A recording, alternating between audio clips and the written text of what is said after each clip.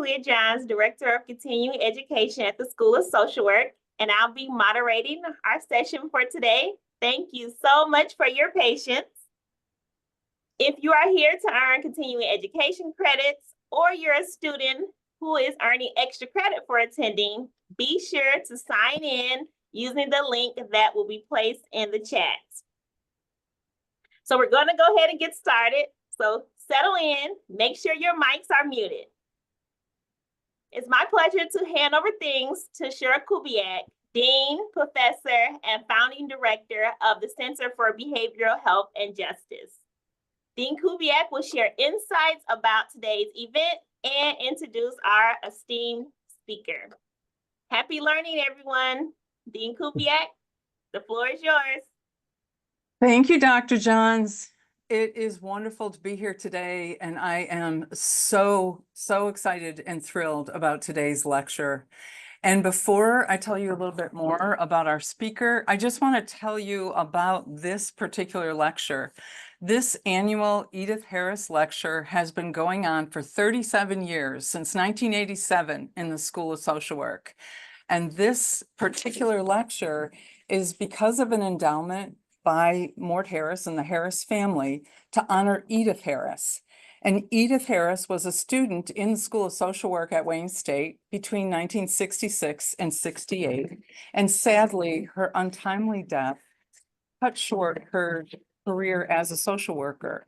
But we are fortunate that the family has kept her and her dreams alive about making a difference in the lives of individuals and families through the advancement of knowledge and skills that are possible through the advancement through this lecture. We are really excited to have today with us Nedra Glover Tawwab. I'm so sorry. I'm nervous. I'm so excited about this lecture today. We've been trying for a long time to get our famous alum to present to you all. Nedra is the author of not one, but two best-selling New York Times bestsellers. The first is called Drama Free, and the second is Set Boundaries and Find Peace. Nedra is a native Detroiter, and she earned her MSW here at Wayne State. She was here in the school between 2005 and 2007, and she also has undergraduate degrees in sociology and Africana studies here at Wayne State. She's a licensed therapist, and she's a sought-after relationship expert, having practiced relationship therapy for more than 15 years. Nedra has also been a national celebrity, appearing on shows as like Red Table Talk and Good Morning America, the CBS morning show, to name just a few. Her work has been highlighted in numerous publications and podcasts, and she runs a popular Instagram account with almost 2 million viewers, and she shares her practice wisdom and tools and reflections for mental health practitioners and to enhance relationships. I would also like to give a point of gratitude because of the modeling she does in terms of paying her success forward, as she's been a very generous contributor to scholarships for current Wayne State students. So it is with much privilege and honor that I welcome Nedra back to Wayne State, even if it's virtually, and to this lecture. Thank you so much for being with us today. Oh, wow. What a warm welcome. That's something that I never thought I'd hear from a Wayne State school. I will tell you, many people ask, did you think you would be doing this? And to be honest, in 2007, when I graduated, I don't even know if Instagram was around. So I had no clue that this is the space I would be in. Since I am a native Detroiter, I would love to start with some of the work I did in that area. And my first job out of school, if you've heard of this organization, you can clap or raise your hands or whatever all these fun features are on Zoom. But my first job out of school was at the Detroit Rescue Mission. And yay, Detroit Rescue Mission. And I left that position and I went to Black Family Development. And the first thing I did there was I was a case manager, but the people who were case managers, we knew we were actually doing juvenile probation. So I did that for a while, and then I did the wraparound services program there. From there, I went to Children's Hospital, where I worked with children with traumatic brain injuries. And while I was doing that, because I love a lot of stuff at once, while I was doing that, I worked with CPS, and I provided therapy services to parents and to children. So with all that said, we have very full jobs as social workers. We have the opportunity to do so many things. And in this talk today, we will talk a bit about how not to just be a social worker for others, but how to case manage yourself, how to provide care for yourself, how to show up in the world as a whole human, not just as a service provider for other people. I want you to take a minute and think about, how did you become a social worker? Just pause and think about that. Like, what led you to this place? For me, as many of you probably know, we've had experiences in life that shape what we do and who we become. And I've always been the sort of person who loves to listen to people, and I like to talk. So I've always been a listener. But when I showed up to Wayne State, I wasn't clear that I wanted to be a social worker. And so I did other things, but for grad school, that's when I discovered, oh my gosh, I've been a social worker for free all these years. And I didn't know I was case managing cousins and case managing aunts and providing resources and offering free therapy. And I said, there is a job in the world that pays you to do this stuff? Sign me up. So I feel like I became a social worker because it's an extension of who I am and what I was doing. It fit right into my personality. With that said, I don't know if you've heard this saying before. If you do something you love, you'll never work another day in life because you love it so much. You'll do it for free. But I am here to tell you, when you do something you love, you can burn yourself out. For me, that has looked like being a social worker in many, many spaces. Were you the person in your family who was the listener?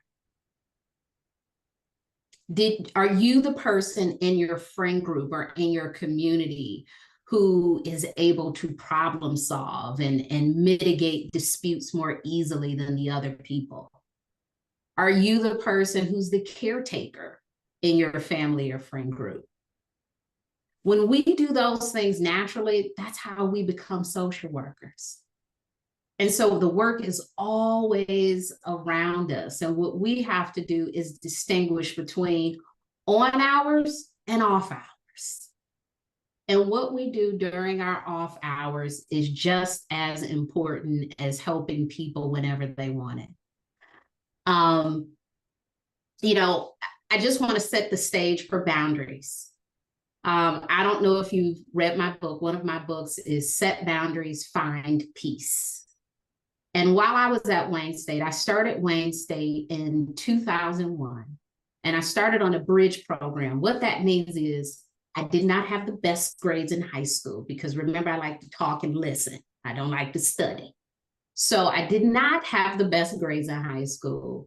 And there was a wonderful program for first generation graduates, Project 350. And I got into this program, and you start college in the summer, and it's about 100 or so kids. The first time that I noticed boundary issues at Wayne State is when I would listen to my classmates talk about all of the limitations they had because of other people. People drop out of Project 350 because, oh, I got to take my mom to work. Oh, I have to babysit my niece. Oh, I have to. all of these various things, sometimes very important. Family is very important, but it can also limit what we're able to do, especially when you're in the city with the family. So for me, I looked at that and I said, one, I need to live very close to Wayne State. So transportation is not a limitation. So I've lived, I don't know if you know where West Willis is, but I live right at 828 West Willis. There's an apartment building. I lived there 5 years. So I lived there and I would walk to school, and that reduced that barrier of transportation. The other boundaries I set, I told my family, I said, we have to treat this like I go to old Alabama State, right? I'm not really here. So I live in Detroit, but I'm only home on Thanksgiving and Christmas because I have to be able to focus. So that is when I noticed, wow, there is a need for boundaries, even in this space of attending college. So boundaries are expectations and needs that we have in our relationships that help us to feel safe. They can sound like us setting parameters, and they look like us doing different things in our relationships. Sometimes we think that the boundary is something the other person should naturally have. They should be able to figure out what our boundary is. But what is often most helpful is us figuring out, how do I feel about this situation? What is the limitation that I'm having, and what sort of change can help me in this situation? So I want to give you a few ideas about some signs that as social workers, we might need healthier boundaries. If everyone is coming to you when you are not the appropriate person, you might need healthier boundaries. Let me give you an example of that. An example of that could be, your job is social worker. You're a school social worker. You're a student of social work. You run the department of social work at Wayne State University, and someone is asking you about their taxes. If that is a situation you're in, they have the impression that you are all-knowing. So what we have to do as social workers is work ourselves out of a job. How do we do that? We give them a resource. I'm so happy you could talk to me about this, but I actually know a tax person named Jeff. If everybody is coming to you, even when you aren't the expert for all of the things, you might have some boundary issues. Number two, if you try to solve every problem without delegating it, you likely have some boundary issues. What does that look like? You're a social worker. You get a leak at home. You look up YouTube videos to fix it instead of calling a plumber. You are operating outside of your gift set. There are other people to do other things. Number three, you struggle to hold people accountable. They have the ability, they have the desire, but you still do it for them. Why? Because it makes you feel good to know that this thing is being done, and it's being done maybe not well, but right, because you're doing it. Number four, another sign that as social workers, we might need some healthier boundaries. You cannot cut off the work. When I became a therapist, I wasn't a therapist right away in all of this work. I told you I did some case management, some juvenile probation, but when I became a therapist, I started to dream about the conversations that I would have with my clients, because I wanted to make sure I was doing good work. I wanted to make sure I wasn't saying the wrong thing. I was looking up all the stuff. I would just ruminate about, oh my gosh, I wonder if this person was okay. Initially, that makes sense. But if you're 10 years in and you're as frazzled as you were day one, we have some challenges. You now know how to do your job and you're as involved as you were at that point. Now, here's the thing. We can't totally disconnect because we're human and we care. We don't have to be consumed to care. Being skilled at listening and problem solving doesn't mean you should be the person responsible for those tasks all the time. People will make you feel as if, because you're a social worker, because you're a good listener, because you're a great problem solver, that it is your job in all instances to act in this role. I now live in Charlotte, North Carolina. I moved here in 2009. When I first moved here, I remember my mother-in-law calling me quite a few times to be, I would say, a distant social worker in the family. So-and-so needs this. Can you give them a resource? And I said, well, I am not the Detroit social worker anymore. I don't even know the resources. My Rolodex is expired. I have resources in Charlotte now. So there are agencies, there are services. I can give you a broad sense of where to go, but all the connecting that needs to be done, here's a phone number and that person has to call. So there are times when we have to work ourselves back so people are not overworking us. How do we communicate our boundaries to people? There are two ways.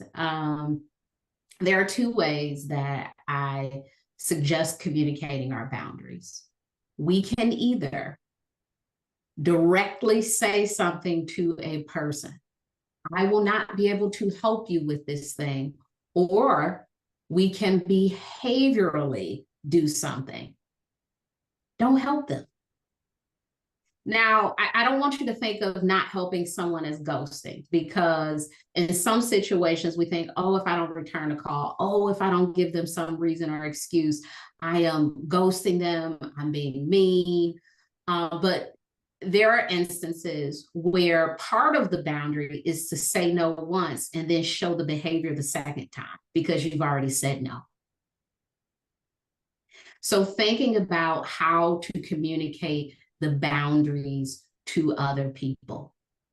When I worked at Black Family Development, we would have to go to court for our clients, and we have to have a court report. With the court report, we have to have their report card and all of the things.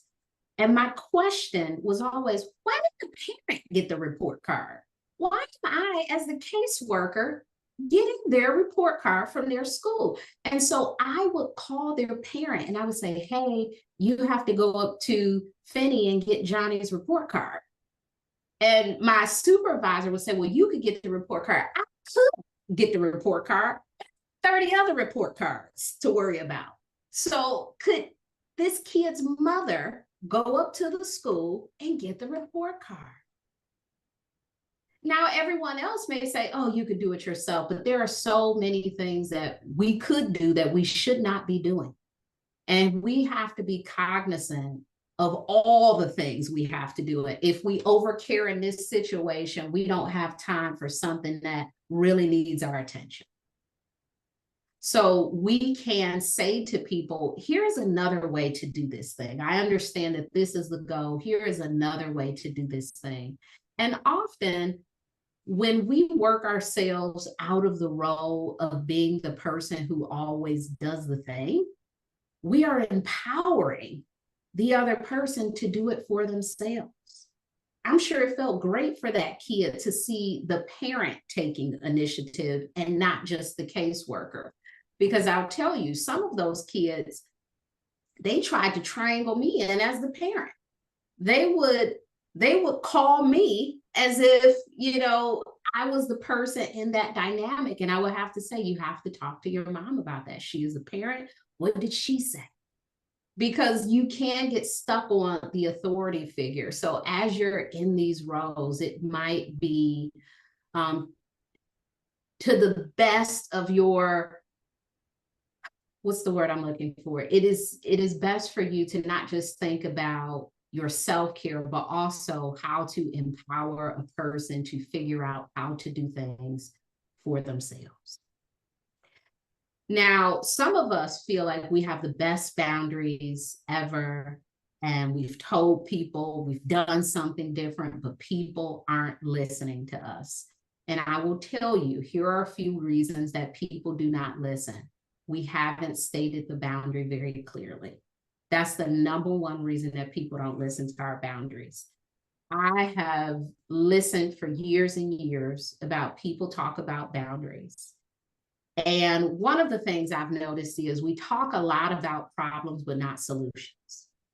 So people will say, oh my gosh, my mother-in-law is so overbearing. She always wants to come over unannounced, and she does this with my kids and blah, blah. You know, there has never been a conversation around, hey, before you stop by, could you give us a call about, you know, because you live 30 minutes away. You know, you drive there, there's time for you to let us know you're coming. You know, there's never a conversation about that. There's never a conversation about, hey, you know, with the kids, can you maybe not buy them 14 gifts for Christmas? But there is an assumption that the person will figure out what your issue is because you told them the issue. I don't like that you buy them gifts, but you haven't told them what you would like instead. So sometimes when people aren't listening to our boundaries, it's because they don't have a direct idea of what the boundary is. So when you are stating boundaries to people, make sure you are telling them what you would like to see, what you want, what you need, and not just focusing on, here are all of my problems with you, and I just think you need to know them. Number two, we assume that people will listen right away. As soon as we say a thing, we think, I've said it. Oh, it's off my chest. They're going to love that I placed this boundary on them. Well, guess what? Most people don't love boundaries. I don't even like them myself. So, you know, I can understand, and I'm sure you can understand, how it might be challenging to remember all of somebody else's boundaries because they said it one time. So you will, in fact, have to repeat yourself because people do not listen right away. They need some reinforcement. Third reason, you have given them no consequence. When people don't have a consequence, they usually don't even listen to what your boundary is. If I, you know, right now, my 10-year-old, when I tell her to clean her room, if I say go clean your room and I don't check it, you know what I walk into? She has put all of her dirty clothes and zipped them up in a suitcase. If some of you parents understand this, I see some laughing faces. I'm sure we all did some of this stuff. If some of the clothes, she'll just throw everything in the laundry, or she'll hide everything behind her desk. You know, just all these tricky things where it's like, you could walk in and you're like, oh, it's clean. Where's all the stuff? And you get to digging and you just find stuff. So now I have to check behind her. I have to issue a consequence. You can't use that iPad while you clean your room. Come get the iPad after you clean the room and it's been checked. Do I like to do that? No, I don't want to do that. I just want to say to her, go get that stuff off your floor. And she does it. It does not work that way. It doesn't work that way. When people don't want to do something, they will find the best way not to do it. So if we want them to do something, sometimes we have to issue a little consequence. Now, as social workers, we struggle with this a little bit because we care, we're compassionate. We don't want to see people suffer because they're not listening to us. But at times, that can be the biggest consequence. Whatever that natural thing that happens to them, that can be the biggest consequence for them. I haven't gotten to the point of being brave enough to let my daughter run out of underwear and socks, but I'm working my way up to that consequence. I'm working my way up because the hiding of the things, yeah, so I'll get there one day. I'm not there yet. So there are a few ways that most of us will communicate our boundaries with people. Either we will be, completely passive about it. I don't have a boundary. I don't have a problem with this thing, when actually we do. Most of us, when we have boundary challenges with people, we're rather passive aggressive. Sometimes we call this being nice nasty, right? Like we have an attitude about something, but we won't say what it's about. We may be in the presence of this person and we don't talk to them. It could be that client on our caseload who always goes over. We never stop them. They just go over time. We just let them talk. And then the next time they come, we're just like, oh, she's coming again. Well, if we place that boundary around our time and say, you have 50 minutes, 45, 46, 48.5, then maybe we can feel better about seeing this person. But when we don't place those boundaries, we actually become resentful and frustrated for the person, not even recognizing what the boundary is. Some of us become aggressive with our boundaries. We get so fed up that when we finally speak up, our face is red and we're breathing fire. We're not even kind about it anymore. I can't see you anymore because you always take up all my time. Whoa. They didn't have a clue. I've said to my clients, our hour is 53 minutes. That's what insurance pays, 53 minutes. And I have one client, she'll joke with me and be like, okay, it's 53 minutes. Let me wrap it up. I'm like, you got one more minute. I'll give you 54 today, right? So she didn't even know it was 53 minutes because I was letting her talk for 65. So she had no clue what her insurance determined for us for the time. So sometimes people don't even know that they're violating the boundary and we're responding as if they have some awareness.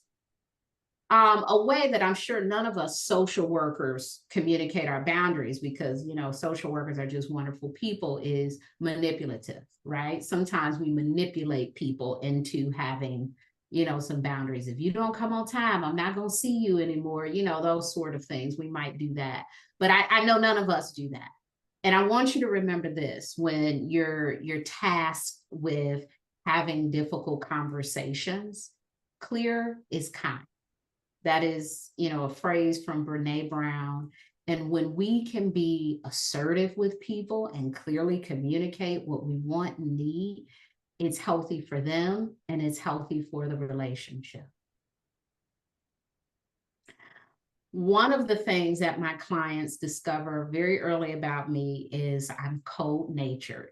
And I will tell you, living in Charlotte and being cold-natured and from Detroit is one of the worst things because no one has any sympathy. They're like, but you're from Detroit. I'm like, am I a snowman? No, I'm not. I'm still very cold. I'm like, I can be cold even though I'm from Detroit. And so with that in mind, I always have a little space heater. And so I'll say to a new client, I say, this is hot therapy. But if you get warm, you let me know. Some of them will speak up. And I've been shocked that others will suffer. And I will see them. I'm like, oh, they look warm. And I'll say, are you warm? Oh, yeah, I didn't want to say anything. I take that as an indication of how you stand up for yourself in the world, because I gave you the permission to speak up. And so now we have a new treatment goal. Even when you have space to speak up, you do not. So a lot of things that we notice in the treatment space in terms of how our clients set boundaries with us is very indicative of how they say or don't say things in the world. Now, I'm not trying to trick people or do a psychological experiment. I'm really just cold. But it has served as a pretty good tool to figure out how people can or can't communicate their needs to others. Sometimes we fear being mean or rude when we are placing boundaries with people, so we don't place them, as if it is kind to just keep things in and to pretend and not let them know that, oh my gosh, I really can't stay late because I have this other thing. My first year at Black Family Development, and I'm referencing that one because I was there for 2 years and I worked there for a full year. Don't tell my advisor. But I worked there for my last year of grad school. And my advisor said, you should not work a full-time job. And I said, I won't, wink, wink. And I worked at Black Family Development for a year.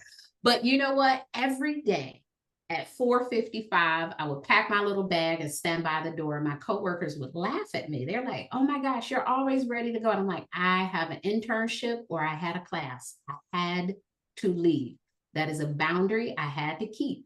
And then I would hear the next day about how they were there till 7 or 8. I wouldn't know what that place looked like when it was dark outside. I was never there. I was out of there every day at 5 o'clock, at 4:59, actually. Don't tell Alice Thompson, but maybe 4:59. I was out the door because I had something else to do. So even if it was, something pressing, I would have to, handle it before I got off for today or deal with it the next day because I had something else going on. Now, I know for some of our jobs, we can't do that. And then there are other times when we just think we can't do it. Is no barrier in place. We are the barrier. And we're like, oh my gosh, no, I have to stay. Well, do you? Do you have to stay? Are you the only person who can handle this situation? Do you feel this? It feels great to be needed. Oh my gosh, it is a good feeling. However, we have to release that need to be needed in order to take care of ourselves. So one of the biggest issues we have, we're mean, we're rude, we're terrible people if we place these boundaries. Typically not true. Another thing that happens is we're people pleasers, and that's not a bad thing. I want us to be people pleasers. I think it's a great thing. I think it's not so great if we do it too much, but pleasing people is the reason that most of us have good hygiene, right? We want to make sure we show up in the world smelling good. That's important. So there's nothing bad with caring what people think about you or how they perceive you. But if your total focus is, who can I make happy? What do I need to do? How do I need to be more flexible? That will be problematic for you. Some of us don't know how to get started. We have been in this social worker role for so many years. People coming to us, handing us their stuff. We helping people figure it out that we don't even know how to start to say, no, it can't. Oh, could you find somebody else to do it? Because we've made it such a part of our personality that it feels like we are betraying ourselves when we say no. I had a client not too long ago, and I say this to clients often, but I had a client to me that said, I'm just a people pleaser. I said, you choose to be a people pleaser. Sometimes it's a choice. You're really attached to that identity of having to say yes, having to do things for other people. It's not always necessary. Sometimes you aren't even the best person to do it, but you're still saying yes. Sometimes we aren't placing boundaries because we're concerned about how those future interactions might go. If I say this to my coworker, if I say this to a client, if I say this to a friend, they're going to be upset at me. It's going to be awkward next time. Some stuff just needs to be awkward. I'd rather it be awkward than you be overwhelmed. I'd rather it be awkward than you be burnt out. We need social workers. So if Hi, I just saw your text. Sorry, I've been in appointments. Oh, no, that's fine. oh, wait a I second. think there's all appointments right now. You want me to just run over there and do it? If you're able to, I mean, that's why I wasn't sure what, Oh, wait. Oh, I think we fixed it. Okay. And one of the last reasons that I think we struggle with placing boundaries is we feel powerless and unsure of what a boundary should be. Sometimes we've been in scenarios for so long, maybe we've been at agency for too long. Maybe we've been in the school system and we just feel like, well, they said this or this is how it is, that we can get really disempowered by the lack of change. And so we feel like it doesn't even make sense for me to place a boundary because nothing will get better. But here is the thing. That is not always the truth for us. That can be something that we are telling ourselves because we fear the change that could happen. We fear doing the work. And so we make the work seem impossible. If I do anything, it's not going to work. Well, am I trying to make this seem impossible so I can stay safe in my little bubble of complaining? We have to check ourselves sometimes because it's not always the people and the institution or the system we're in. It can be us. As you're in your relationships, one of the things I want you to think of, you are a professional social worker. You are not a social worker in your family. You are not a social worker in your friend group. You're not the church social worker. You are not the neighborhood social worker. In 2017, I started using Instagram to talk about mental health more. There was an article that came out in 2019 in the New York Times that said, Instagram therapist. And I said, oh, not an Instagram therapist. I'm just a therapist. I'm not the therapist of Meta. I am just the therapist. And so one of the things I had to discover was, wow, people will try to make you their therapist on Instagram. I mean, they will send you the longest messages and they will just say, when I was 7, my dog bit me and I've had anxiety about dogs ever since. And my mama lost her job and blah, blah, blah, blah, blah. And I'm like, whoa, these are some stories that you should tell your therapist. Because I am not an Instagram therapist. I am a therapist to about 20 people. And they don't message me here. So I would, periodically I would do this thing where I put up like, oh, here are all the ways that, you can honor my boundaries and this isn't the space. But none of those things mattered because what mattered most was me not responding. Me redirecting that person sometimes and saying, oh, this sounds like a really big problem. I hope you find a therapist in your area. I'm not even touching that. I am not your therapist. In this neighborhood that I live in, I am not the social worker. I don't even like to tell people what I do.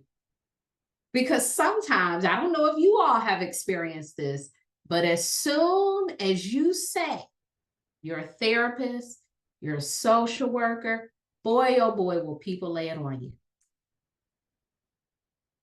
I have long been dreaming of the best response to someone saying, what do you do?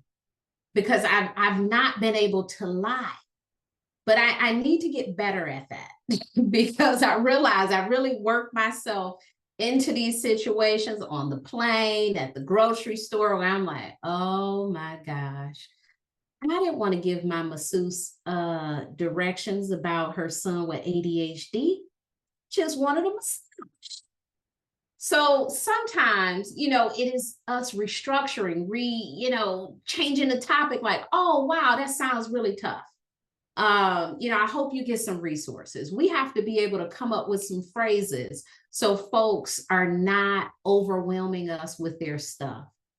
I've been thinking, my one friend, she joked with me and she said, you should say that you're a trust fund baby. I said, that's a good one because that's not really a job, but it means that I can be at this concert because I can afford it.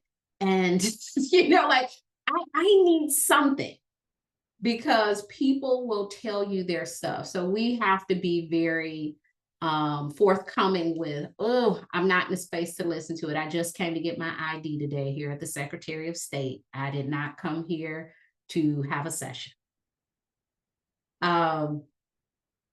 One of the ways that we can help our clients, help the people we serve, help our friends, help our family, help anybody we come in contact with boundaries, is to be a role model. You can be a role model of having wonderful boundaries. The first thing is you have to be consistent. You have to be a little selfish. If you are not a little selfish, people will take advantage of you, and not in the best ways. What you don't want to do is set unrealistic goals. When I think about the idea of self-care, sometimes self-care doesn't work out for us because our goals are so big. I want to lose 72 pounds. Lose one. Lose 1 pound.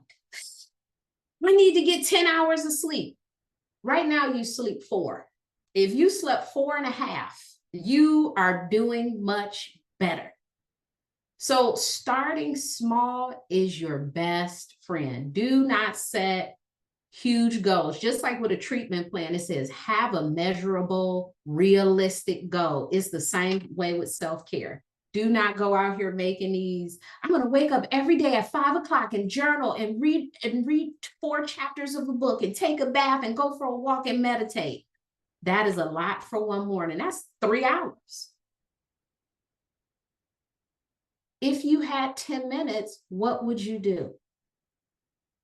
The best way to show people how to take care of themselves, how to show up with boundaries, is to do it yourself. If you're saying, oh my gosh, your phone is always ringing, people are always calling you with problems, I hope you are the person who has a do not disturb on your phone. I hope you are the person who knows when to silence your phone so that you can model, this is what a healthy boundary looks like. I want you to take a minute and think of 3 self-care practices that you regularly use. And when I say minute, I mean 10 seconds.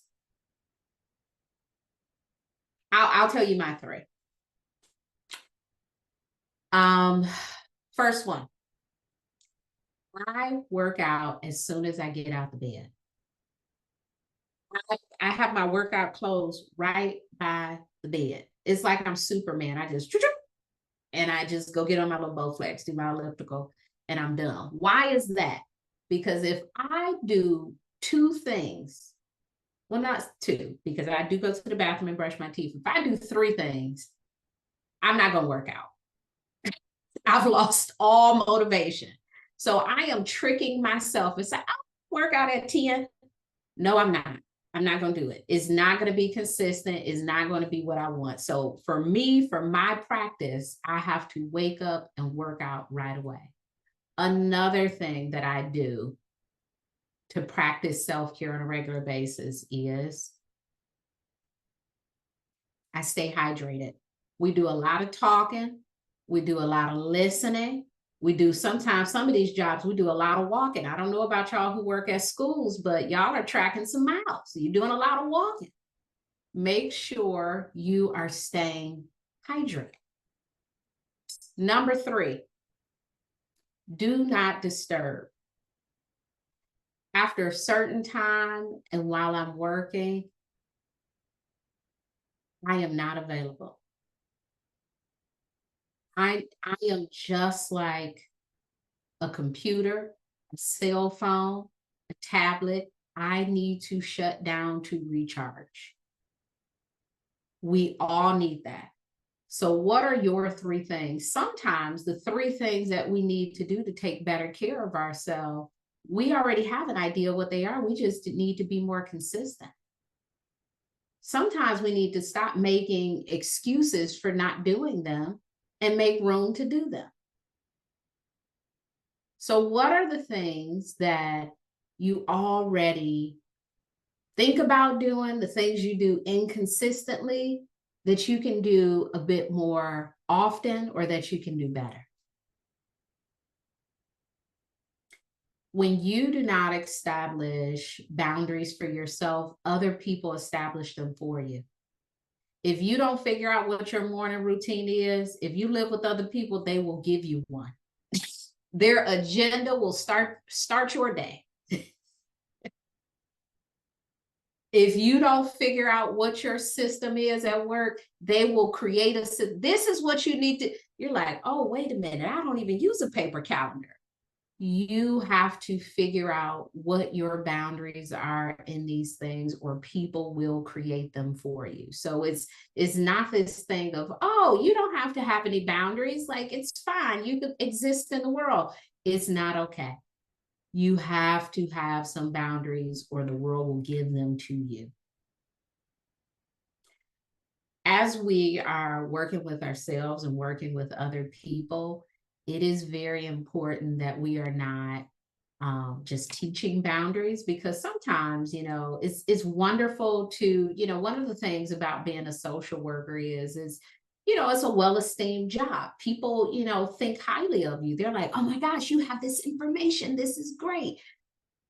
We have to make sure that we're not just being the messenger, but that we're all also receiving the message. So as we are trying to help other people, we have to think of ways to help ourselves, ways to implement some of the stuff we're telling them to do. You need to sleep 8 hours. Well, I need to sleep 8 hours too. You shouldn't add more stuff to your schedule. Well, I need to take some things off my schedule.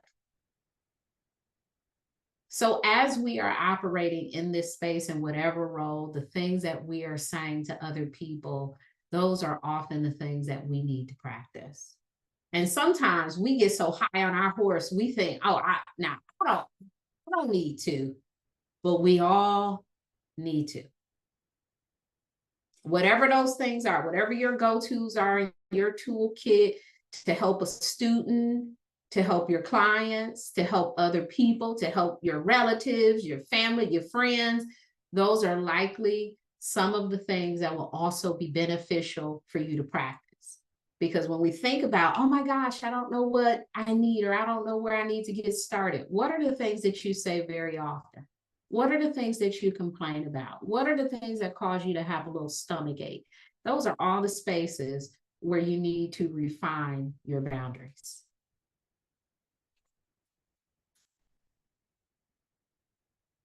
As we wrap up, I want you to remember this. It is healthy for us to have boundaries in our relationships with others, for sure, and certainly with ourselves. Other people have boundaries. So when we think about this idea that, oh, it's so hard, or they're going to be mad at me, they're going to think I'm rude, I want you to think about all the people you know who have boundaries. I think about my grandmother, where her boundary was, do not sit on a particular couch, right? She had a couch, it had plastic on it. This is a room that kids don't go in. That was her boundary. She had boundaries. Do not eat that cake until it cools off. That was another one of her boundaries. Do not stand in this kitchen while I'm cooking. She had a ton of boundaries. So people have boundaries that they give us, and we can give them some back. Our employers have boundaries. Be on time. This is the amount of vacation you can have. This is what you need to do in this meeting. Well, guess what? Well, if I have vacation, I'm going to take all the vacation days. That's my personal boundary. If I have 14 days, I'm going to take 14 days. So people are giving you boundaries, and you can certainly give them back. And lastly, setting boundaries is a sign of a healthy relationship. If you are in a relationship where you feel like, I don't have any boundaries in this relationship, yellow light. That is a warning that you probably need some boundaries, because they're helpful, they're healthy in your relationships.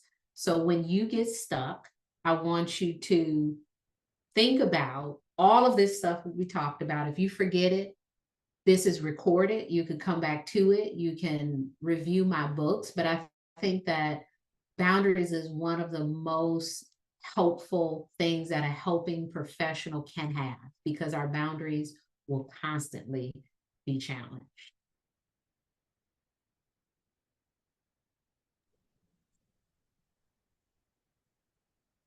Thank you so much, Nedra, for your insightful presentation.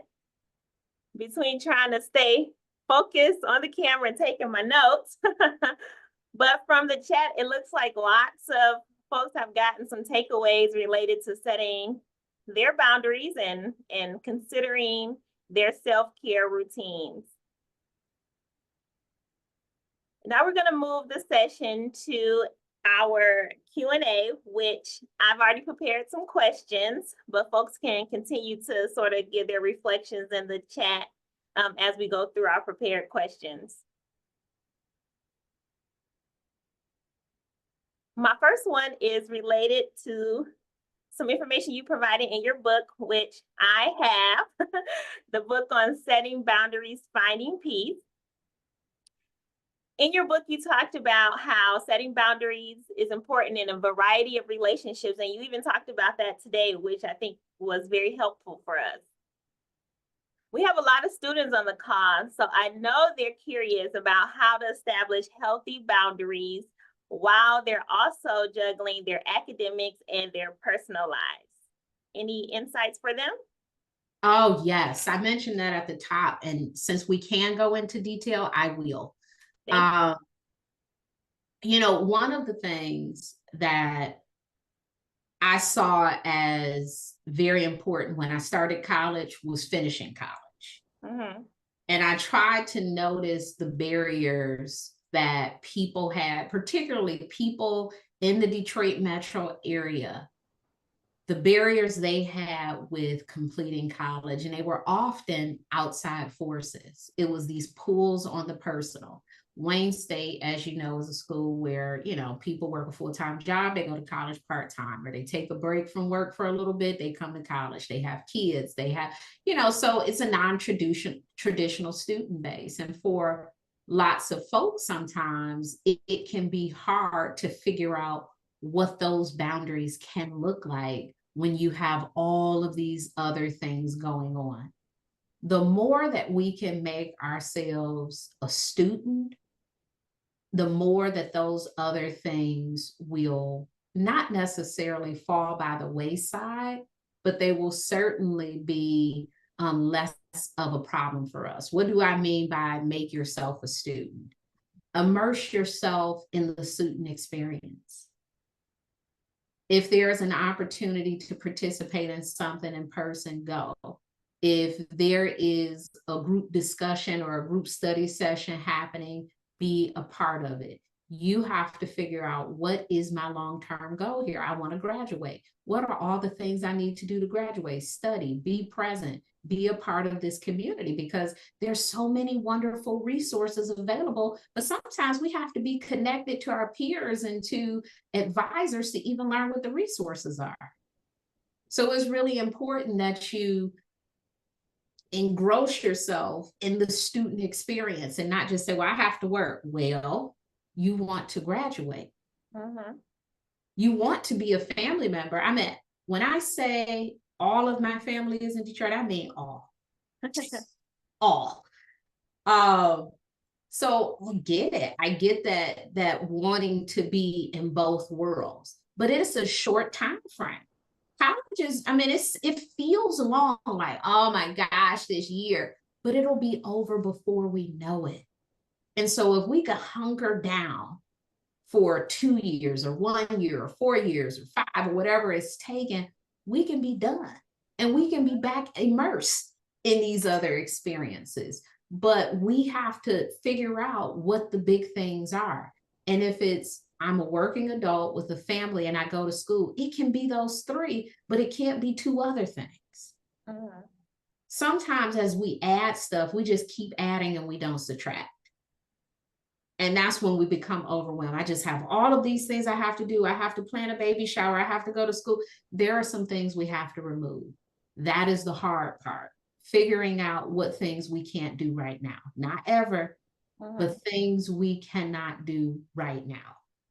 That is what it will take for you to get through the experience of going to college. Yeah, thank you. Nedra, many people feel guilty setting boundaries. How can we deal with the guilt, but also stay firm in our decisions? Guilt is a beautiful thing. I just watched and I don't know, at first I was a criminal justice major in undergrad because I love crime stuff. And I just watched the Menendez series on Netflix. And those brothers do not feel guilty. They feel like they did what they needed to do. They feel entitled. They felt privileged. There was a lot of things they felt, but guilt was not one of them. Guilt is an emotion that shows that you're compassionate and you care. So it's not a bad thing. When we do something in our relationships and we feel a little guilty, I think that's just a shoulder rub telling you, wow, you really care what this person thinks. Wow. Like, it's a sign of not being a sociopath, right? It's like, that's a good thing. You care.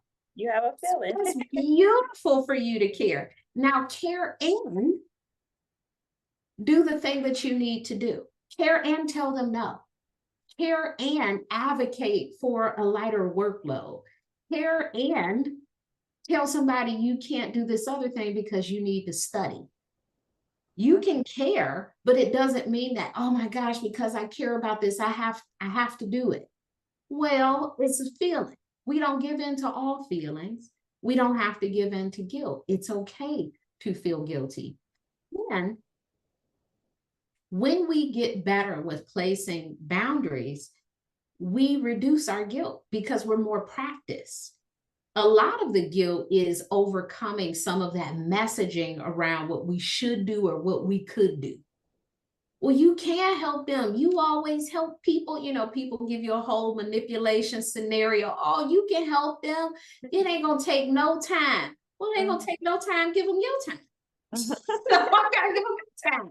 If it's, so, people will tell you all of these wonderful things and then you feel bad for saying no. So the feeling bad is not a reason to do it. It's absolutely an opportunity to feel something and to continue in that boundary. And sometimes we have to recognize when people are manipulating us because people do manipulate. I talked about that earlier. That's one of the ways that they communicate their boundary. Yeah. And so they may try to use some language that pulls at our heartstrings, that makes us want to do something. And we have to recognize when we're being manipulated and really stand in our power of no. Good stuff. We're gonna shift gears. We all know that you have a very popular social media page. I'm a follower, and I know quite a few people on the chat is a follower as well. But tell us, how do you balance all that social media entails? Just like you were talking about earlier, people inboxing you and all those things. How do you balance that with maintaining your own privacy and setting boundaries, but also wanting to, make sure your followers know that you care and you're still active on your page? Well, I don't have anybody posting on my behalf or managing my account, which I know some people do, which works very well because they have the ability to come up with something and then be hands off. So because I am the person doing it, I do it in a time frame that works for me. So I used to be like, oh, I'm going to post every day. I don't post every day anymore. I don't even keep the app on my phone. Post and then I take the app off my phone. Because scrolling, I'm like, oh, I don't want to. There's other ways that I want to receive information. And when I tell somebody I didn't see it, I want to be honest. I really didn't see it. And also I didn't go look it. That's the part I don't say. I didn't see it because I wasn't looking. Yeah. So for me, it has been figuring out what I'm willing to give my attention to and what I'm not willing to give my attention to. There are people who comment and I respond. There are DMs that I receive and I respond to them. There are some that I ignore. There are some people who, if I see their name, I'm like, oh, Cassie, you know, I'm like, oh, you know, so it really depends. I think there is a relationship building component to it, but at the end of the day, I realize that people think I have more time than I actually do. Yeah. And as much as we like to think that people make all of this money off social media, I have to remind myself that I don't get paid from Meta. So now I do some things that, you know, are a job, but this is a passion. This is my nonprofit work here. This is the thing I'm doing to be a resource. And so if I'm doing it as a resource, I can't allow it to consume all of my time and energy, because I'm not going to be able to do the other things that also require time and energy. I'm actually a therapist. I actually see clients. I actually write books. I'm actually a mother. I'm actually, you know, so there are so many other spaces in life that require my attention. And I'm reminded of that, you know, when I have some downtime, you know, I can swipe through and look at and like and post. And when I don't have downtime, you might not see me. All right. So, you know, I have to be cognizant of that, because people are not. People are not cognizant of that. They think that I do have all of the availability. People will accuse you of, they paid you to say that. I'm like, they could have gave me a check and I would have said it. So who paid me? Because now I think I need to find them so I can be paid. You're right.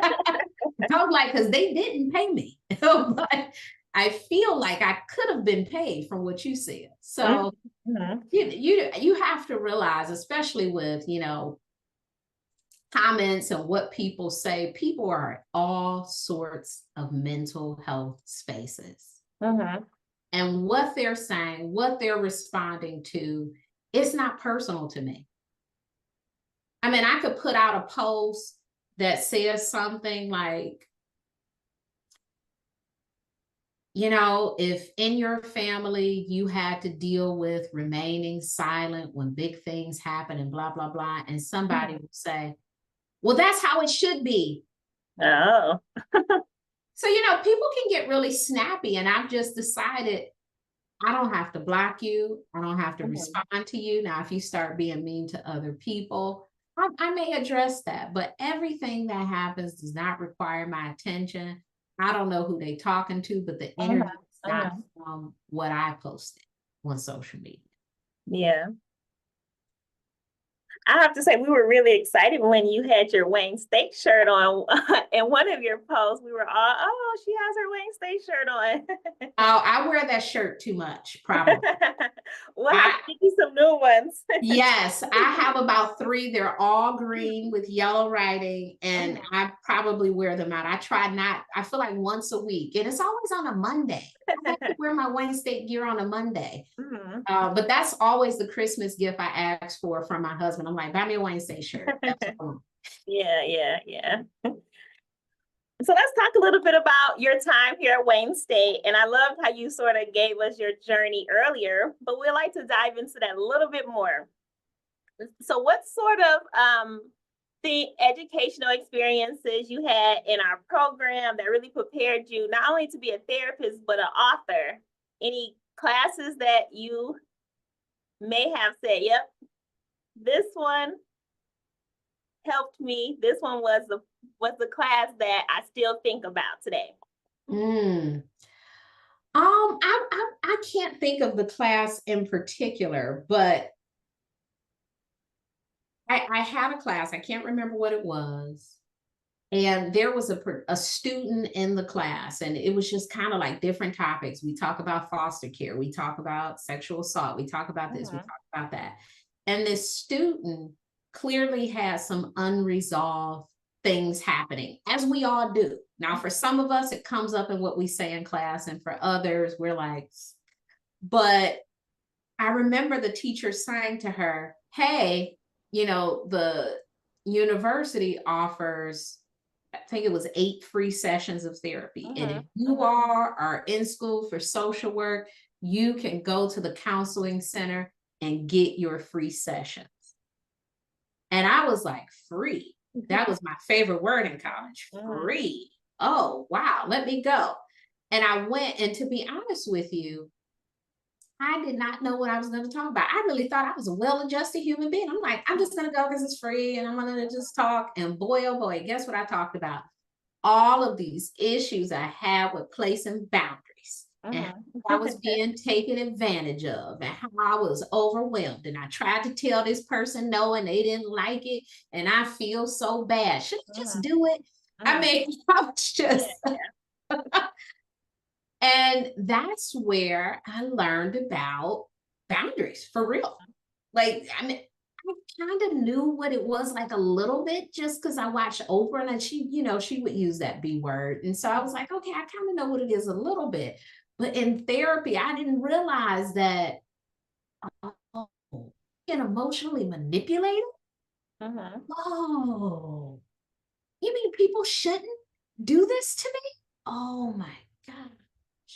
I was just like, wow. And the way in which that helped me show up better as a therapist. Because what I learned through that is, if you don't get some therapy and deal with your stuff, it comes up. It's going to come up in class. It's going to come up with that client that you over helping because you wanted somebody to help you. Is going to come up in your therapy sessions. It will come up in some sort of way because people always bring out our stuff. And so we need to figure out a way to get it out. Another thing that I thought was very useful, and I think this is pretty unique to social workers, like process recording. I don't know if they still do that. So you do the... Okay, you do? Okay. So you do the session and you talk about how you felt when this thing was going on, which is a wonderful tool. So you're not giving them your stuff, right? Because sometimes we could be like, ooh, that made me angry you said that. Well, that's something I need to write down. I need to do a little process recording. So that's a tool that I still use. Now that process recording might be verbal with my own therapist. It could be verbal in supervision, but that's a wonderful tool. So we're not processing our feelings and our stuff about what other people are doing in their life with them. So that tool, I believe, was very helpful as well. And I would say the third thing is, which was really shocking in grad school, there was a class I had where you talked about all of your biases. And you would talk about like the type of people you would never want to work with. And mine was like, I never want to work with a sexual offender. Well, as soon as I got out of school, I work with juvenile sexual offenders. And I said, oh my gosh, foot in mouth. And what I realized is, wow, these kids are just like the other kids. They're not, they're so some of the things that we talked about in that class about, treating humans as humans and being non-biased, like those things were really helpful because in my mind, I'm like, oh, I can work with a person who abandoned their kids. Well, I used to work with Child Protective Services in Wayne County. That's exactly who I work with. So sometimes when we have those big ideas of, we have to go back to that humanistic perspective and realize that, no matter what their background is, what happened, that there is a story with the person. We have to look at that whole person and not just this thing or two other things and treat them with respect and dignity. So there were a few instances. I can't remember all the names of things. I have to go and look at my transcripts. Yeah. But it was cool that you remembered your internship. And I'll say that we still have a good relationship with Black Family Development. And I don't know if anyone on the call is from there, but we'll have to make sure we let them know that your experience there was well spent. Yes, I interned at Black United Fund. Where's my other internship? It is shelter in Royal Oak, Common Ground Sanctuary. Okay. Common Ground Sanctuary, and University Psychological Associates on Jefferson. Was that the name? Yep, those were my internships. Okay. So Oh, but you worked at Black Family Development. I worked at Black there. Family. Okay, I got you. Yes, I Okay, worked okay, at I Black got you. Family Development. All right. Okay. Well, I guess for my last question, we're thinking about students who are aspiring to be therapists or even get into writing books like you have done. What sort of advice would you give to them? You know, so often, especially when we're new therapists, what we practice is what we learn. So it's like, I'm going to be like Freud. What did, this other person say? And what is this theory? What is Maslow? What is this? And the more that we practice therapy, the more we become ourselves in the practice. We want people to be drawn to us because of our uniqueness, not because of our regurgitation. It does take some time to get to that place of being comfortable. Like, I went to Detroit School of Performing Arts. I'm a little animated when I talk. So I'm like, this is what my clients get sometimes, sometimes I make facial expressions, or sometimes I just say, and that's the decision you made. So there are certain things personality wise that it is okay to bring to the therapy space. And we don't realize that, but that's what creates a new theory. That's what creates a new perspective. It's not latching on to what people have already done. It is putting your spin on it, thinking about something in a different way, and allowing yourself to show up as a unique therapist. Now, of course, that might be rooted in CBT. That might be rooted in solution-focused therapy, but it should be with some sort of unique twist to it. And I think that makes the writing of a book or starting a community on Instagram or TikTok or whatever it is, that makes it a little bit easier because it's different than what we already see. We don't want to see, set boundaries, find peace part 2. We want to spin on it. We want something different. We don't want to see, codependency no more today. We want to see codependency no more something else. So it's our uniqueness that creates this environment for us to thrive.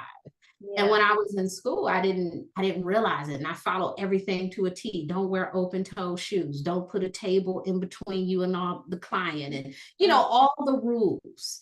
But now I feel like a therapist OG.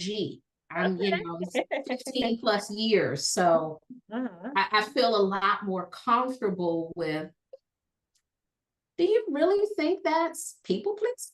I feel more comfortable with challenging some of these things like, is that generalized? So you think you have generalized anxiety versus, they fit it to a T. We, the more practice we get, the more we start to understand these things in a different way.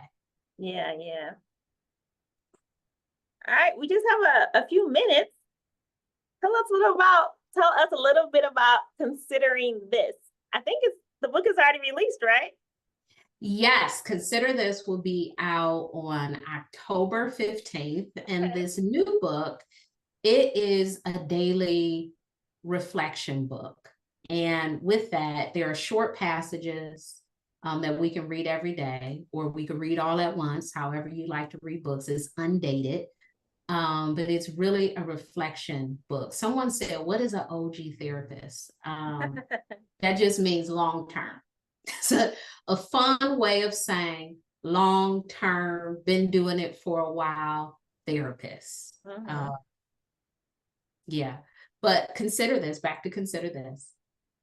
It is available now for pre-order. Please pre-order it. Pre-orders are so important for authors. That is how libraries know how many to order. That is how bookstores know how many to stock. So sometimes we're like, I can't wait till it come out. Please don't. Please get it today. Absolutely. And Betsy's put the link in the chat. So we definitely want to support our own. Yes. They can't wait to order it. Yes, yes, yes. I'm quite amazed that this was the trajectory because I could not envision it. And I think my time at Wayne State was so well spent. Living near campus, I certainly felt like a part of the community. I have friends still from grad school, so it was a rich experience. Good. Well, thank you so much for your time and your insights with us today. The sign-in sheet again was in the chat for those who need to get their CEs or for extra credit. We're also going to send a follow-up email with the recording for those who may have missed it, as well as a copy of some takeaways from Nedra's presentation today.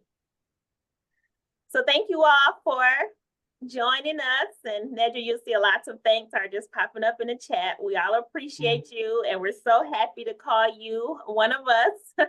Yes. And I will take some new Wayne State gear. I'm not going to turn. I heard you say that. I did. We will make sure you have that.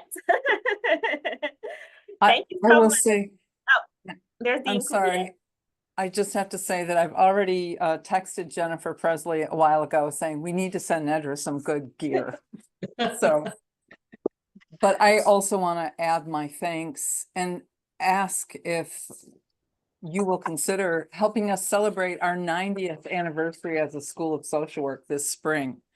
It would be wonderful. And I'll talk with you offline, but this has been so inspiring and exciting. I've had goosebumps as you're talking, just thinking about and seeing the chat of how excited our students are in this community. So thank you for all you do and all you contribute to this community.